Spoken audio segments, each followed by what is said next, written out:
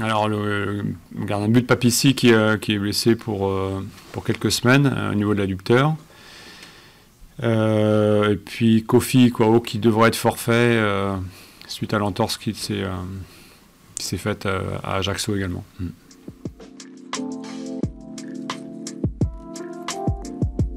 Ouais, exactement. Ouais. Alex Nimerda qui intègre avec nous, bon, qui travaille avec nous déjà depuis évidemment tout le temps. Il était numéro 3, donc ouais. Après il y aura l'interrogation sur la semaine d'après, puisque peut-être que Alex peut être sélectionné aussi avec l'Algérie, donc voilà, on verra bien tout ça. Ça va tomber sûrement d'ici la fin de semaine, les sélections. Il y a quelques joueurs qui seront absents, c'est le seul tour de coupe où il y a des joueurs qui sont, voilà, c'est pas calé sur les dates internationales, donc Ablay, Fali Grandé qui sont susceptibles d'être en sélection, Kevin, Van der Kerkhoff aussi, Alex, donc il peut y avoir plusieurs absents pour le tour de coupe en effet.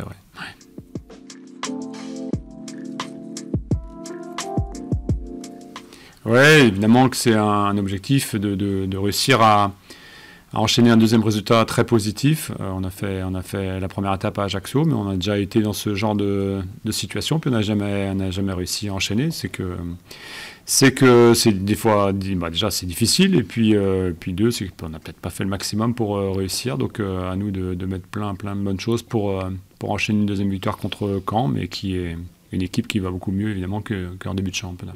Ouais, c'est aussi logique si on veut rester tout en haut d'enchaîner des victoires à un moment ou à un autre, même si des fois des nuls sont des bons résultats aussi, mais l'idée d'être dans quelque chose d'une dynamique très positive, ce qu'on n'a pas réussi encore à faire, on a toujours été calé assez rapidement dans l'évolution des matchs, et je pense que c'est impératif pour rester de façon constante et en haut du classement. C'est aujourd'hui ça qui nous manque pour être peut-être encore plus haut dans le classement, c'est qu'on n'a pas réussi, mais c'est qu'on a des manques aussi.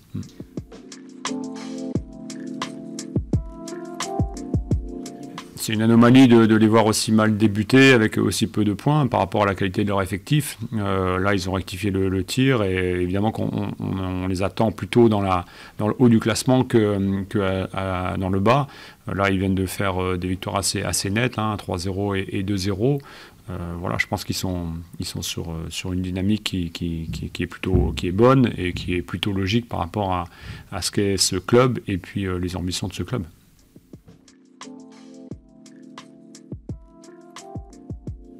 Ouais, ben voilà, c'est ça, c'est la volonté de l'exploiter au maximum par rapport à ses qualités.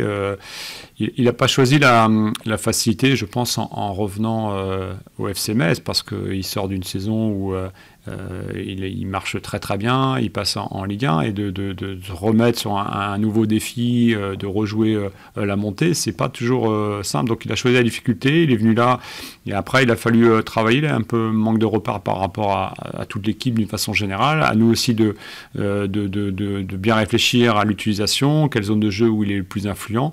Donc il y a toujours des modifications à faire, on avance un petit peu semaine après semaine, c'est de mieux en mieux. Il a été déterminant contre Amiens ici à domicile. C'était aussi un petit blocage, le fait qu'il n'ait pas marqué après plusieurs matchs, d'être décisif, parce que c'est des joueurs qui doivent être décisifs pour notre attaque. Et voilà, après il montre beaucoup de générosité aussi dans le travail défensif. Ça, c'est important aussi, parce que c'est un exemple par rapport à ce qu'il pourrait peut-être faire. Il pourrait se ralentir un petit peu et pas donner beaucoup de détermination. Donc il est très positif dans ce sens-là.